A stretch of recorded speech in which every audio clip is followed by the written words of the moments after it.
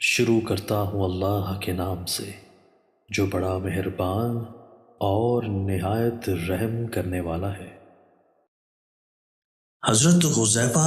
اور ابو ہریرہ رضی اللہ تعالیٰ عنہ بیان کرتے ہیں، رسول اللہ صلی اللہ علیہ وآلہ وسلم نے فرمایا، اللہ تبارک و تعالیٰ تمام لوگوں کو جمع فرمائے گا تو مومن کھڑے ہوں گے حتیٰ کہ ان کے لیے جنت قریب کر دی جائے گی۔ وہ آدم علیہ السلام کے پاس آئیں گے اور عرض کریں گے، ہمارے ابا جان ہمارے لیے جنت کھلنے کی درخواست کریں۔ وہ کہیں گے، تمہارے والد کی غلطی ہی نے تم کو جنت سے نکلوایا تھا، میں اس کے اہل نہیں ہوں، تم میرے بیٹے اللہ کے خلیل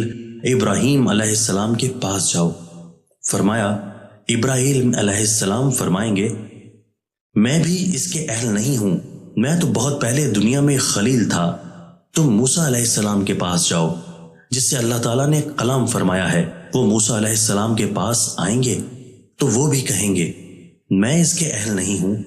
تم عیسیٰ علیہ السلام کے پاس جاؤ جو اللہ کا کلمہ اور اس کی روح ہیں۔ عیسیٰ علیہ السلام بھی کہیں گے، میں اس کے اہل نہیں ہوں، وہ محمد صلی اللہ علیہ وآلہ وسلم کے پاس آئیں گے اور کھڑے ہوں گے، انہیں اجازت دی جائے گی، امانت اور صلہ رحمی کو بھیجا جائے گا، وہ پل صراط کے دونوں طرف کھڑی ہو جائے گی، تم میں سے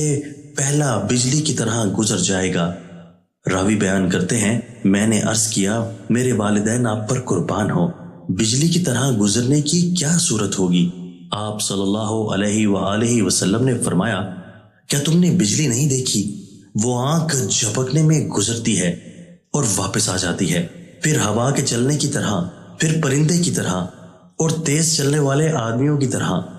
ان کے اعمال انہیں لے کر چلیں گے، اور تمہارے نبی صلی اللہ علیہ وآلہ وسلم پل صراط پر کھڑے ہوں گے، وہ کہہ رہے ہوں گے، رب جی سلامتی عطا فرما،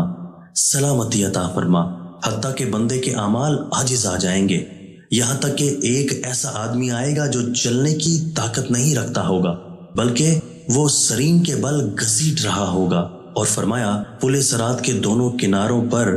آنکڑے معلق ہوں گے، وہ اس بات پر مامور ہوں گے کہ جس کے متعلق اسے حکم دیا جائے گا وہ اسے پکڑ لیں گے، کچھ لوگ مجروح ہوں گے، نجات پانے والے ہوں گے، اور کچھ جہنم میں دھکیل دیے جائیں گے، اور اس ذات کی قسم جس کے ہاتھ میں ابو ہریرہ رضی اللہ تعالیٰ عنہ کی جان ہے، جہنم کی گہرائی 70 سال کی مسافت ہے۔ دوستو، اللہ تعالیٰ ہمیں ان احادیث مبارکہ پر عمل کرنے اور اپنی زندگیوں کو سنوارنے کی توفیق عطا فرمائے۔